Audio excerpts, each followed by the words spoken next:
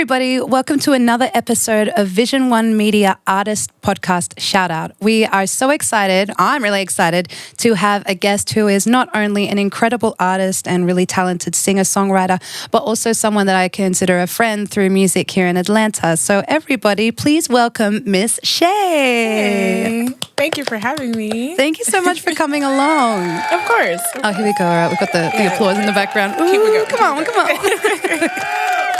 So I met you in Norcross at a little brewery called Social Fox at the open mic night hosted by Corby Bohannon. That's how you say his last name, right? Corby Bohannon. Shout out to Corby.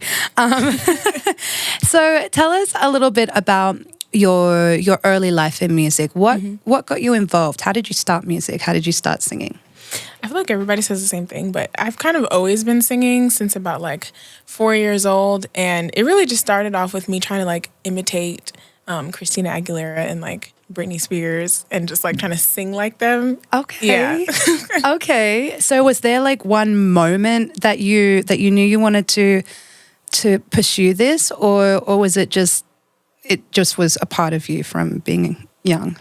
I think it's definitely always been a part of me. And I always used to kind of write stories or poems in my journal, which then eventually kind of fell into songs. Mm-hmm. But I didn't make a decision until about 2020 when the pandemic happened. And I was like, yeah, I need to be releasing music.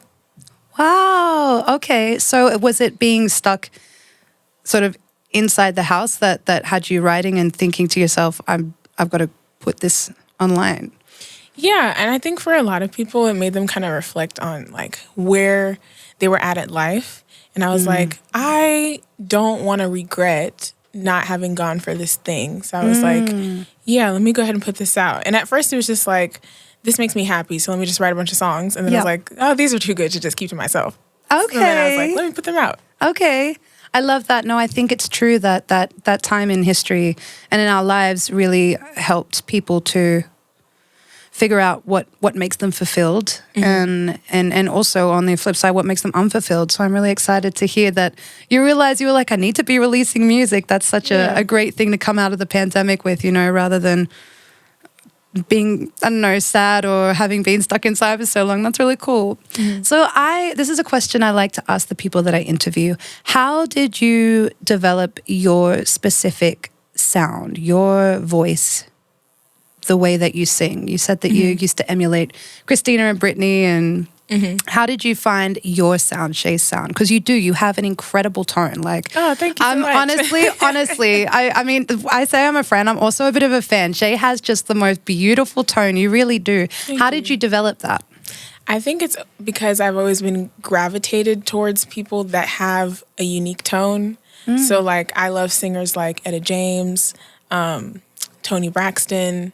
Tori Kelly is a huge influence on me. Yeah. So people that just know their voice well, and they just hone in what they do well with their voice. And so I kind of was imitating people at first until I was like, oh, I do this well. I would like to think I have a nice airy rasp to my voice sometimes, and I kind of like to play into that. I really like dynamics because I like jazz music. So I like to kind of make my voice my instrument. Yeah, and treat it like an instrument, and know that there are particular techniques that you can employ. I mean, as a vocalist myself, and listening to you sing, was it only last Friday? A week ago. Listening to you sing last Friday, I've heard you sing so many times, but I really zoned in on a particular vocal technique that I've not ever myself really been able to master. It's just not something that my voice naturally does, but I don't know what to call it. I call it like a wail, because that's sort of what it sounds like when you can jump between notes, but have I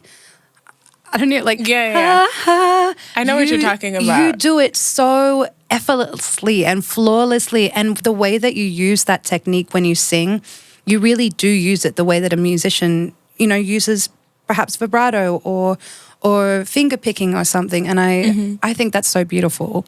Thank you. Yeah, I really love that. So how have you developed those particular nuances, and how have you decided to use those nuances in your voice? I think to me, the best singers are not necessarily the singers that can belt the loudest or go to the highest note, they're the ones that can really make you feel something. Yes. So I'm pretty intentional about what I'm doing with my voice to make it match what the words are saying. Yes. And so like what you're describing, I kind of call it like a break or yodel, like within the line. And it kind of adds like a belly ache. Like this is something that is supposed to feel weighted. Yes, absolutely. And that's how it sounds when you sing. And it was definitely like last Friday, I was just like, that one thing, like what you call like the yodel, it really does. It evokes so much emotion. I'm sure it evokes emotion as you sing it, as you use it, but also as a listener, I'm just like, that's just so beautiful. So I love that about what you do. I'm a fan. Thank you. So what would you consider are some highlights and some challenges so far that you've experienced in performing and songwriting? I would say at first, when I was first starting to write things, like back in 2020, I didn't really know like how to go about recording or what is a good price, like how do you go about finding these things. But now I think I've been working with Corby and I really like our dynamic. I like working with somebody who can like give me feedback, like constructive criticism, and we can just like bounce ideas off of each other. So that's been really cool. A challenge, I don't know, I'm fairly new to like the performance scene. Like I only really started singing live sometime around June, July of 2022. So right now, I wouldn't say there's anything challenging about that per se, because I'm just really enjoying it. Yeah. I guess the challenge is like taking a break, like giving my voice a break, because I do tend to be like, go, go, go. Yeah.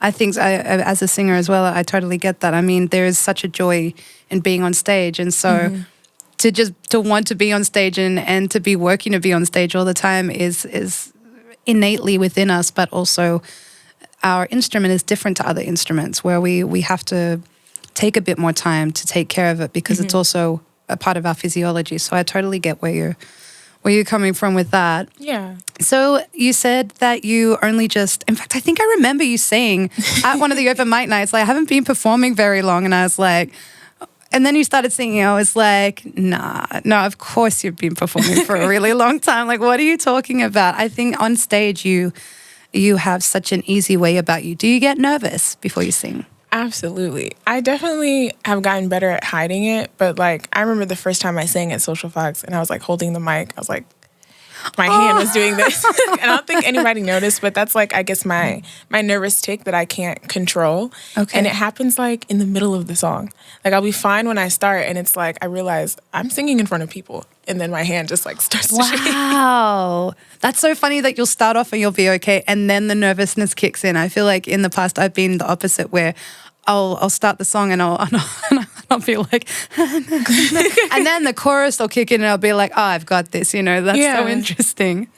So in regards to the places that you are performing at the moment, I know that you perform regularly at Social Fox, and I've seen on your Instagram that you've performed at Apache a number of times, different showcases they've had there. How do you find places to perform? Honestly, it's just by talking to people. Like when I go to open mics, like I found out about Music Mondays for when I went to a jam session at Be Social in Midtown, and somebody was there and was like, "Oh, you should go to this." And I was like, "Okay." So I went to that, and I met somebody else there who was like, "Oh, you should go to Cat's Cafe. Apache does things sometimes." And I was like, "Yeah, cool." I made a list of all the places that they said, put it in my phone, followed their Instagrams, and just kind of went from there. Yes, I love that, and I love to hear that as well. That Atlanta has a really nice networking scene for musicians, because I think when you're coming into somewhere and coming in as a new performer or a new singer, whether you're just coming in new to a city or into performing in general, it can often feel very scary and a little bit hard to sort of make those connections. So I love to hear that you're able to do it by word of mouth and people have been welcoming. I really like that about the Atlanta scene, particularly in like R&B and soul. There's a real network. So that's really awesome. Yeah, I feel like I've met a lot of cool people, and it doesn't feel like, I mean, yes, we're all trying to do the same thing, but it doesn't feel like we're in competition with one another. It feels like we're all trying to push each other forward. Yes. I was talking about that last week with with Tyra D about how it's really nice to know that people are supporting each other and that there isn't, there is space for everybody. I really like to know that's something that other people consider important, because I think that's really important too. So tell me about your songwriting process. How did you begin songwriting? You said that you took things from like poems when you were younger. Yeah. How do you turn poems into music? Well, I think one of my, I guess, skills when it comes to songwriting is melodies. Okay. So like it was kind of easy. I don't know. I just kind of took the words and just kind of freestyled a melody, whatever I felt fit, and I would kind of go from there. And then it kind of went from like using stories and poems to just straight up like jumping into like the actual songwriting process and like writing it with songwriting structure. Yeah. Okay. So do you find that you follow like regular songwriting structure in regards to like verse, chorus, bridge, chorus, or do you like to mix it up? Do you often start with the melody, or? Yeah, I pretty much always start with the melody. And then it's never like anything that you can even interpret. It's just like, and then I'm like, okay, I said a word here. What does this make me think of? Okay, then I decide the theme of the song, and then I go back and start writing lyrics to the melody that I just freestyled. Okay. And in terms of structure, like I think it's so important to know like the basic structure of a song. Yes. So that you can play with structure. You don't have to keep following the rules per se. Yeah. So sometimes I do like verse, chorus, bridge, chorus. But then sometimes I like to do like chorus first or pre-chorus first, verse, then the pre-chorus, chorus again, and like just like switch it up, whatever I feel like fits in the song. Yeah. I think too, like you said, like what fits in the song, it's also depending on, your style or the genre that you're sort of writing towards. Obviously, jazz music, for example, is a lot just A, B, A, B, A. Pop music can be more like verse, chorus, bridge. So that's really interesting in how you develop your structures in your songs. So as a songwriter and an artist, tell me, what are you currently working on? Okay, so right now I'm working on a 6 to maybe 7 song EP. It's going to be called In Bloom. And I didn't know this. I'm so excited for you. Okay. So I have like 3 of those songs recorded already. Okay. And then the title track In Bloom is coming out December 16th. Okay. So 2 days from now, December 16th, it's a Friday. Yeah. In Bloom, the title track is going to be being released. So if people want to go and listen to In Bloom, where do they find that? They can find it on any streaming platform. They just got to type in my name, all caps, SHEA, and then put In Bloom. Or if they still can't find it, they can just go to my Instagram. The link will be in the bio. My Instagram is SHEA_MUSIQUE. Shea Musique? Yes. Okay. And is there sort of a timeline for when the album will be dropped? Sometime early next year. Is that right? Yeah. Probably maybe latest like fall 2023. Okay. Yeah. Okay. And do you have like a dream for how you would release your EP? Like, is there a place that you'd like to do a listening? Is it like a particular venue or?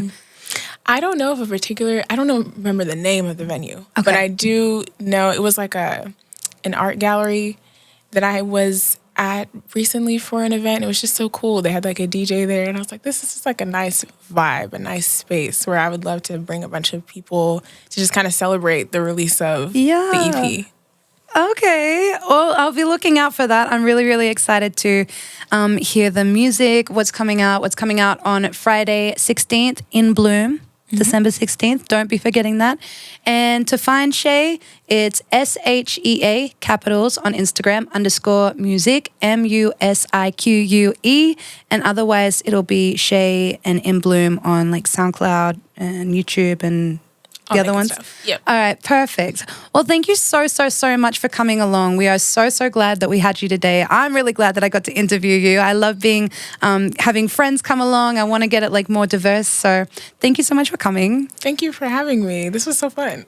I'm glad. We hope it's fun. And if you're an artist in Atlanta or Georgia and you have seen a few of our podcasts and you'd like to be involved in what we do here, please feel free to DM us at Vision One Media on Instagram. We're on Facebook. You can check out our website.